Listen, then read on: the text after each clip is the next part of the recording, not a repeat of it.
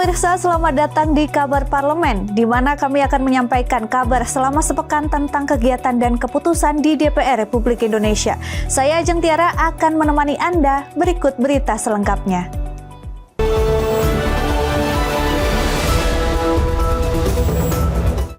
Sebanyak 580 anggota Dewan Perwakilan Rakyat RI periode 2024-2029 telah resmi dilantik.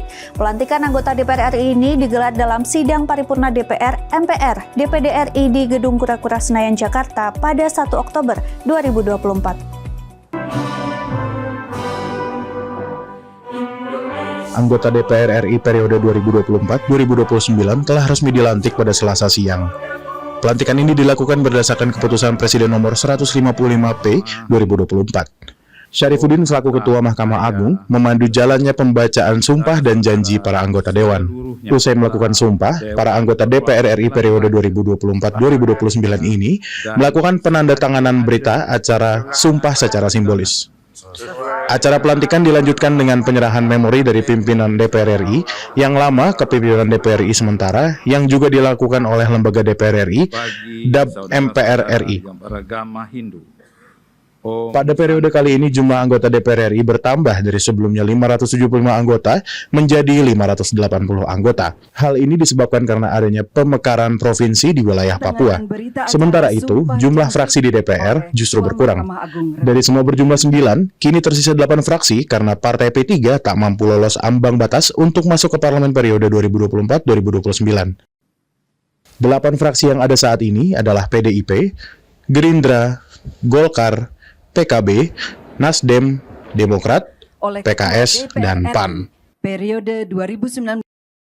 Puan Maharani dari PDI Perjuangan kembali resmi menyandang sebagai Ketua DPR RI periode 2024-2029. Puan Maharani dari PDI Perjuangan kembali resmi menyandang sebagai Ketua DPR RI periode 2024-2029.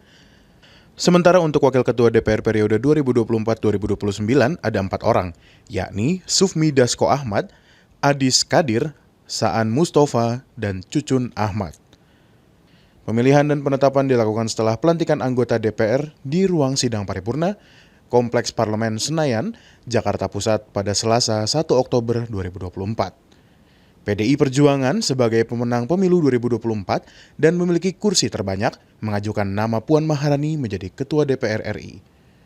Lalu yang kedua yakni Golkar yang mengajukan nama Adis Kadir, urutan ketiga Gerindra yang mengajukan nama Sufmi Dasko Ahmad, keempat Nasdem yang mengajukan nama Saan Mustafa, dan kelima PKB mengajukan nama Cucun Ahmad. Nama-nama tersebut yakni untuk menjadi Wakil Ketua DPR RI periode 2024-2029. Puan Maharani berjanji akan membuka lebar ruang partisipasi publik dalam pembentukan undang-undang. Puan juga menyatakan DPR akan terus berbenah dan mendengarkan aspirasi masyarakat. Wakil Ketua DPR RI terpilih Sufmi Dasko Ahmad menyampaikan ada beberapa prioritas untuk dilakukan pemerintah untuk kedepannya guna melayani masyarakat dan membangun lembaga legislatif menjadi lebih baik. Wakil Ketua DPR RI terpilih Sufmi Dasko Ahmad menyampaikan ada beberapa prioritas untuk dilakukan pemerintah untuk kedepannya guna melayani masyarakat dan membangun lembaga legislatif menjadi lebih baik. Dirinya mengungkapkan prioritas tersebut yakni melunasi hutang-hutang kepada rakyat terkait program yang belum selesai.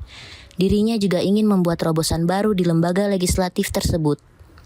Dasko menjelaskan, prioritas tersebut diperlukan semangat dan kerja keras bersama seluruh anggota Dewan dan pimpinan DPR, sehingga segala sesuatu yang menyangkut pembangunan bangsa dan negara bisa terwujud. Untuk periode ke depan, yang pertama, itu kami harus melunasi hutang-hutang kepada rakyat bagi program yang belum selesai. Kedua, kami akan meningkatkan kinerja DPR dan membuat terobosan baru untuk kebaikan dan kemajuan bangsa dan negara. Cuma itu, terima kasih.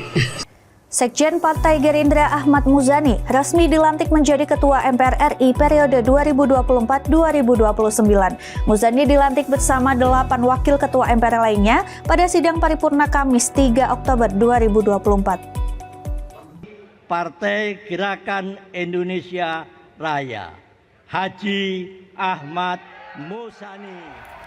Sekjen Partai Gerindra Ahmad Muzani resmi dilantik menjadi Ketua MPR RI periode 2024-2029. Muzani dilantik bersama 8 wakil Ketua MPR lainnya pada sidang paripurna Kamis 3 Oktober 2024. Pimpinan MPR lainnya yang dilantik ialah Bambang Wuryanto alias Bambang Pacul dari fraksi PDIP, Kahar Muzakir dari fraksi Golkar, Lestari Murdijat dari Nasdem, Rusdi Kirana dari PKB. Kemudian Hidayat Nur Wahid dari PKS, Edi Supratno dari PAN, Edi Baskoro Yudhoyono alias Ibas dari Demokrat, dan Abbas Chandra Muhammad Akbar Supratman dari kelompok DPD. Rapat gabungan kemarin juga telah menyepakati Ketua MPR periode 2024-2029 adalah Haji Ahmad Muzani dari fraksi Gerakan Indonesia Raya. Abchandra Muhammad Akbar Supratman terpilih mewakili kelompok DPD menjadi Wakil Ketua MPR RI, memecahkan pimpinan MPR termuda dalam sejarah. Habibur Rahman menyebut Abchandra terpilih mewakili kelompok DPD menjadi pimpinan MPR RI periode 2024-2029 dalam rapat pleno kelompok DPD di Gedung MPR, DPR DPD RI pada Kamis 2 Oktober 2024. Lalu dari DPD semalam sekitar pukul 1 dini hari dari pagi disepakati saudara Abchandra Muhammad Akbar Supratman terpilih menjadi Wakil Ketua MPR dari DPD. Nah, itu yang berita yang kami dapat ya, hari ini akan disampaikan sehingga hari ini sudah full. Ketua MPR yang sudah ada, seluruh wakil ketua DPR baik dari partai politik. Informasi berita lainnya akan kami sajikan usai jeda berikut ini. Tetaplah bersama kami di Kabar Parlemen.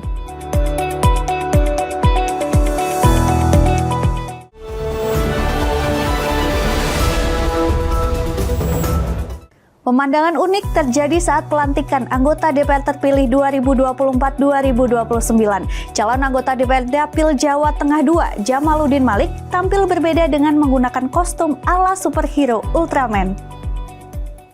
Dari dapil mana sih, Bang? Jawa Tengah. Jawa Tengah. Jawa Tengah, Bang. Jawa Tengah 2. Jawa Tengah 2. Nanti kalau sudah jadi ingin mengisi komisi di mana, Bang? Komisi berapa, Bang? Kalau sudah dilantik jadi komisi. Dari fraksi mana sih, Bang? Golkar. Nama lengkapnya, Bang? Nama lengkapnya, Bang? Jamaluddin Malik. Jamaluddin Malik. Jawa Tengah 2 ya, Jamaluddin Malik. Oke, siap. Rame dong.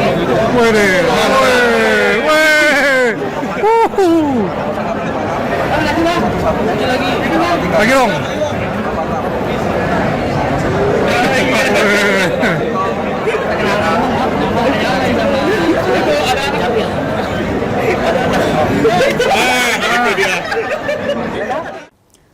Anggota DPR RI terpilih periode 2024-2029, Edi Baskoro Yudhoyono yang sering disapa Ibas, hadir dalam pelantikan MPR DPR DPD RI periode 2024-2029 di Kompleks Parlemen Senayan, Jakarta Pusat. Memberikan komitmen dan kepercayaan rakyat yang tinggi, berbuat, memperjuangkan, menjadi telinga, mendengarkan, dan memastikan agar harapan, aspirasi, dan program-program yang selalu diinginkan rakyat dapat benar-benar dirasakan. Tentu tidak mudah menjadi wakil rakyat, tentu tidak mudah dengan ekspektasi yang tinggi. Masyarakat tentu menginginkan segala sesuatu datang dengan cepat, datang dengan instan. Tapi kami yakin dengan proses kebersamaan, dengan proses yang berkelanjutan, wakil rakyat dengan konsisten pun dapat melakukan hal-hal yang positif, memberikan yang terbaik untuk masyarakatnya, dan senantiasa berpihak kepada rakyatnya.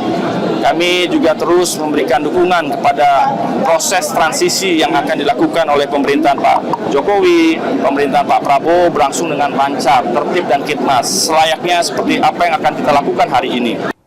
Anggota DPR RI dari fraksi Partai Amanat Nasional Surya Utama alias Uya Kuya menilai profesi artis lebih dekat dengan rakyat. Baguslah artis, tapi saya juga menyadari pasti banyak orang yang skeptis sama artis untuk jadi DPR karena kan bisa apa sih gitu kan, capable apa enggak gitu kan. Tapi marilah kita beri kesempatan untuk artis-artis ini untuk membuktikan kerjanya dulu, ya.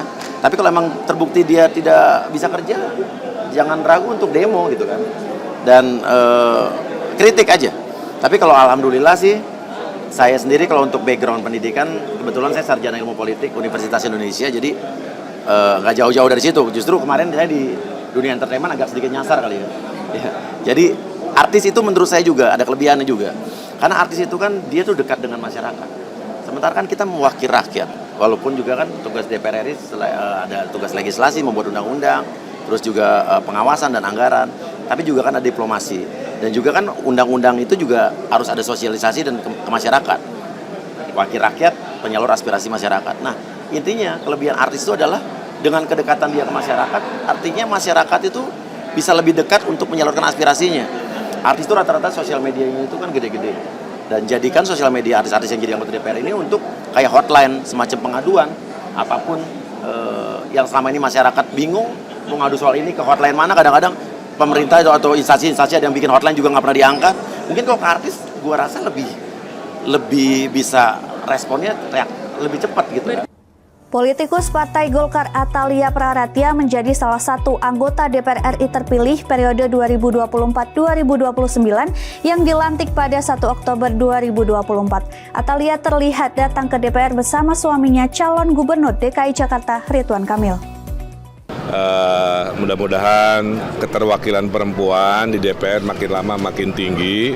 Salah satunya kan diwakili oleh Ibu Atalia ya, peraih suara terbanyak di Dapil Bandung Cimahi. Istri saya, beliau memilih di Komisi 8 di bidang sosial, kebencanaan, di bidang perempuan dan perlindungan anak sesuai passionnya. Dan saya meyakini insya Allah beliau amanah dan sesuai dengan minatnya akan memberikan sumbangsi luar biasa ke negara melalui aktivitas, melalui legislasi, dan lain-lain. Dari Jakarta, Galuh Anggara, Theo, dan kru yang bertugas melaporkan untuk Berita Nasional TV. Anggota DPR RI terpilih Rieke Diah Pitaloka memastikan dirinya akan terus mengawal suara rakyat usai resmi menjadi anggota Dewan. Anggota DPR RI terpilih, Rieke Diah Pitaloka memastikan dirinya akan terus mengawal suara rakyat usai resmi menjadi anggota Dewan. Rieke memastikan dirinya untuk terus memperjuangkan protes penolakan iuran tapera hingga pemotongan dana pensiun. Lebih lanjut, Rieke menyoroti adanya PHK yang meningkat di tahun ini. Bukan hanya itu, dirinya juga menyoroti banyaknya kasus TPPO di Indonesia. Informasi berita lainnya akan kami sajikan usai jeda berikut ini. Tetaplah bersama kami di Kabar Parlemen.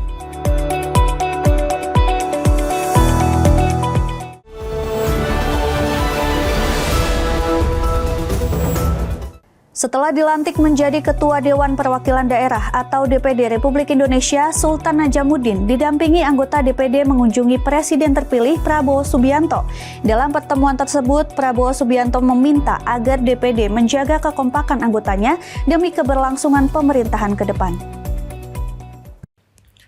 Didampingi oleh anggota Dewan Perwakilan Daerah Republik Indonesia, Sultan Najamuddin mendatangi Gedung Kementerian Pertahanan Indonesia di Jalan Medan Merdeka Selatan, Jakarta Pusat pada Kamis sore. Dalam pertemuan yang berlangsung secara tertutup, nampak hadir juga Yoris Raweai, Tamsil Lindrung, dan juga Wakil Ketua MPR dari unsur DPD Archandra Akbar Supratman.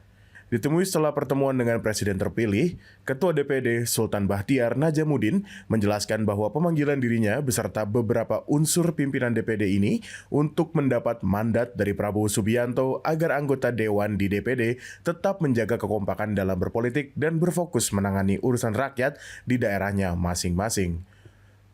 Sultan juga mengatakan bahwa Presiden terpilih meminta agar tidak ada lagi perselisihan pandangan dalam berpolitik.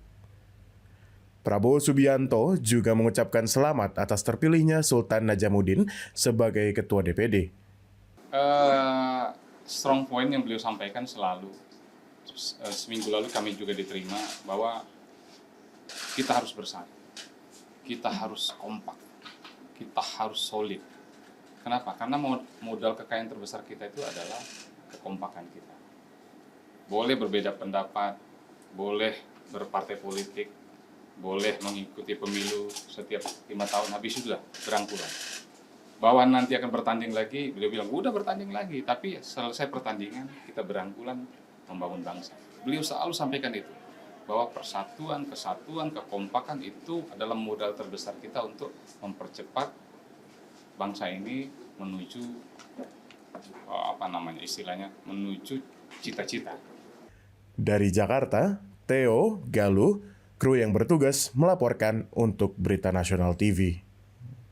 Ketua DPR RI Puan Maharani mengucapkan selamat atas pelantikan pimpinan MPR periode 2024-2029 yang digelar di Gedung Nusantara Kompleks Senayan, Jakarta pada Kamis 3 Oktober 2024. Puan berharap pimpinan baru MPR dapat bekerja sebaik-baiknya untuk 5 tahun ke depan demi kokohnya NKRI.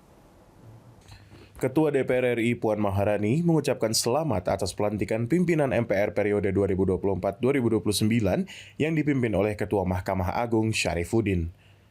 Puan berharap pimpinan baru MPR dapat bekerja sebaik-baiknya untuk 5 tahun ke depan demi kokohnya NKRI. Dirinya juga menyampaikan alasan penunjukan Bambang Wuryanto alias Bambang Pacul untuk mengisi kursi Wakil Ketua MPR dari fraksi PDI Perjuangan. Puan kemudian menjelaskan mengapa Bambang Pacul dipilih untuk mewakili fraksinya sebagai Wakil Ketua MPR. Menurutnya hal tersebut lantaran Bambang Pacul merupakan tokoh dari PDIP yang punya banyak pengalaman. Bambang Pacul yang pada periode DPR sebelumnya menjabat sebagai Ketua Komisi 3 itu pun disebut memiliki networking yang bagus. Puan berharap Bambang Pacul dapat mengemban tugas dengan baik di posisi barunya. Yang terbaru semuanya beliau berdua sama-sama berkeinginan bertemu secepatnya, menunggu waktu yang tepat di saat yang tepat. Jadi itu yang bisa saya sampaikan. Menu makanannya apa Mbak? Apakah nasi goreng kembali atau apa nanti?